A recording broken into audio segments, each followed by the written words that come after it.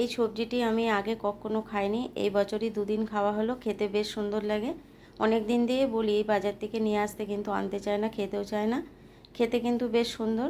যাদের কাছ থেকে কিনেছে তারা নাকি বলেছে এটা শসার মতো খেতে, আর কাঁচাও খাওয়া যায়, খেয়ে দেখবে শসার মতো খেতে লাগে।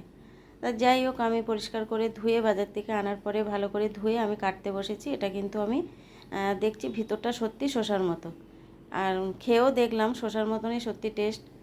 যাই হোক, এটা কিন্তু মাছ দিয়ে রান্না করলেও ভালো লাগে, চিংড়ি মাছ দিয়ে করলেও ভালো লাগে, মাছের ঝোলেও ভালো লাগে, ভাজা চচ্চড়ি যাই বলো না কেন ভালোই লাগে খেতে।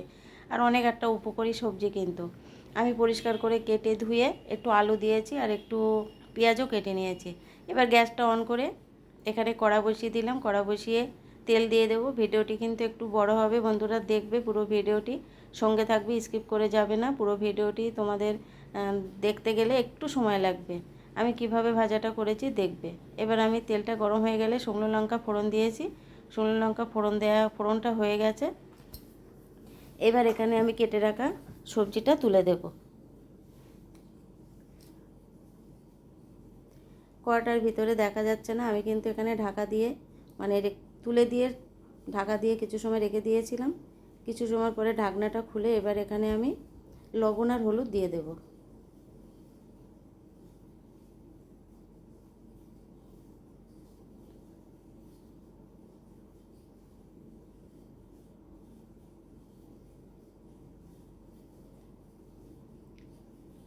একটু বড় হয়ে গেছে ভিডিওটা, কিন্তু আমাদের ফেসবুক তো বলে দিয়েছে একটু বড় ভিডিও দিতে হবে। আমি শর্ট ভিডিও দিচ্ছি, তার মাঝে একটু বড় ভিডিও দিতে হবে, একটু 3 মিনিটের মধ্যে।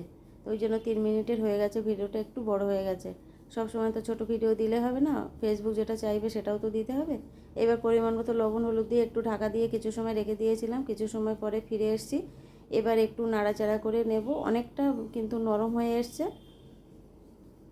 এবার একটু ভেজে নেব। অনেকটা ভাজা ভাজা হয়ে গেছে, আর এটা বেশ সময়ও লাগবে দেখছি, খুব তাড়াতাড়ি ভাজাটা হবে না। এই যে দেখো নরম হয়ে গেছে, কিন্তু এখন এটা ভাজতে অনেকটা সময় লাগবে। নরম জলে কিন্তু আস্তে আস্তে ভাজতে হবে। এবার এখানে আমি কিছুটা পেঁয়াজ দিয়ে দিলাম। পেঁয়াজটা আগে দিইনি, পরে দিলাম। এবার বেশ অনেকটা ভাজা হয়ে এসছে। এবার এখানে অল্প সামান্য একটু মিষ্টি দিতে হবে। সামান্য মানে না দিলেও চলবে, তোমরা যদি দিতে না চাও নাও দিতে পারো। আমি কিন্তু অল্প একটু সামান্য মানে 2-4 দানা চিনি এখানে অ্যাড করেছি। এটা কিন্তু তেল ছেড়ে দিয়েছে। এবার আমি নামিয়ে নেব। ভাজাটা কিন্তু রেডি হয়ে গেছে। এই ভাজাটা কিন্তু আগে কোনো দিন খাইনি, কিন্তু আগে একদিন খেয়েছিলাম, আর আজকেও আবার বানিয়েছি। ভাজাটা রেডি হয়ে গেছে বন্ধুরা।